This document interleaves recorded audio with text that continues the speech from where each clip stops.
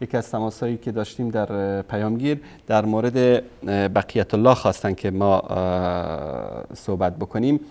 دوستان عزیز اگر که در اتاق فرمان یک 2 دقیقه به من وقت بدن که این سوال رو من پاسخ بدم. سوره هود آیه 85 رو ما با هم میبینیم در اینجا که الله سبحانه و تعالی در از این آیه اگر شروع بکنیم آیه 84 و الی مدین اخاهم شعیبا، الله سبحانه و تعالی به سوی قوم مدین شعیب علیه السلام رو فرستاد. قال یا قوم اعبدوا الله ما لكم من اله غیره، ای قوم من الله رو بپرستین، غیر از الله شما خدای دیگری ندارین.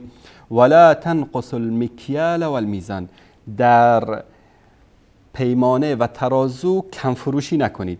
ببینید بعضی از اقوام مثلا قوم لوط علیه السلام گرفتار همجنس بازی بودن. قوم قریش مثلا قوم محمد مصطفی صلی الله علیه و سلم گرفتار شعر و ادب و سحر و جادو و به اصطلاح زنده به گور کردن دختران بودن.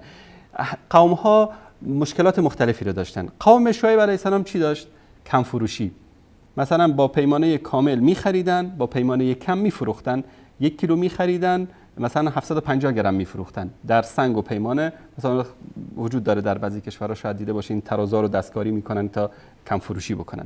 در اینجا الله سبحانه و تعالی به شعیب علیه السلام میگه که به قومت بگو که الله رو بپرستین، خدای دیگری غیر از الله ندارین و در پیمانه و ترازو کم فروشی نکنین. بعد ببینید اینجا چی میگه شعیب علیه السلام؟ اینا رو به اصطلاح تحذیر میده از عذاب الله سبحانه و تعالی که و انی اخاف علیکم عذاب یوم محیط، من میترسم که یک عذاب یک روزی که در بر گرفته باشه، فراگیر باشه، عذابی بر شما نازل بشه. و یا قومی اوفوا المکیال والمیزان بالقسط، ای قوم من پیمانه و میزان را با عدالت تمام و کامل بدهید. ولا تبخسوا الناس اشیاءهم، و اشیاء مردم را کم ندهید. ولا تعثوا فی الارض مفسدین، و در زمین به فساد و تباهی نکوشید. بقیت الله خیر لکم ان کنتم مؤمنین، آنچه که در نزد الله باقی گذاشته شده از مالهای حلال، از ثوابی که به خاطر پیمانه کامل که شما میدید برای شما بهتر است اگر که مؤمن هستید. و ما انا علیکم بحفیظ، و من بر شما نگهبان نیستم.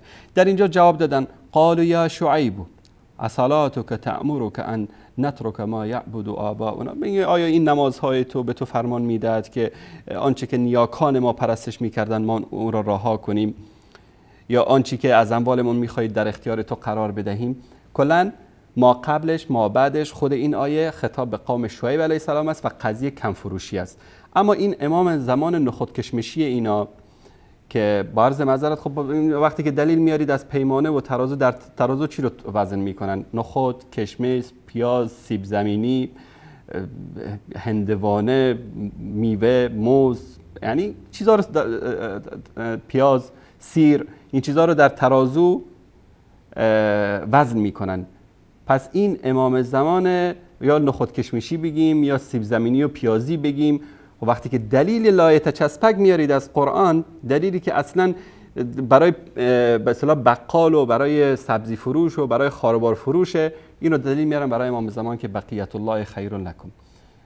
حالا گرچه این گونه یعنی فکاهی شاید که زیاد جالب نباشه، منتها یک بدبختی یک آخوندی میگه که کسی اومد، چون آخوند جماعت و این جماعت با قرآن بیگانن، گفت که یک اشتباهی من در قرآن پیدا کردم. گفت علیاذ بالله چی اشتباه؟ گفت این در قرآن گفته که خر موسی، در حالی که موسی خر نداشت، اون خر مال عیسی بود. و در کجای قرآن گفته؟ گفته اونجا که گفته خر موسی سحقا. خب و خر موسی سحقا، این رو این بدبخت آخوند خونده بوده خر موسی. اینا بعضی از برداشت‌های این آخونده از قرآن کریم اینطوری است. آیه‌ای که در مورد کمفروشی و ترازو و پیمانه اومده، این رو میچسبانن به امام زمان ساختگی خودشون. البته با ذکر این نکته که این امام زمان اون مهدی رضی الله تعالی عنه نیست که پیامبر صلی الله علیه و آله و سلم به آمدنش بشارت دادن و ما یقین داریم که در آخر زمان خواهد آمد. این امام زمان یک لولو خورخره ای است که آخوندها درست کردن برای ترساندن مردم و دلایلشون که از قرآن میارن همش اینطوری دلایل لایتچسبک است.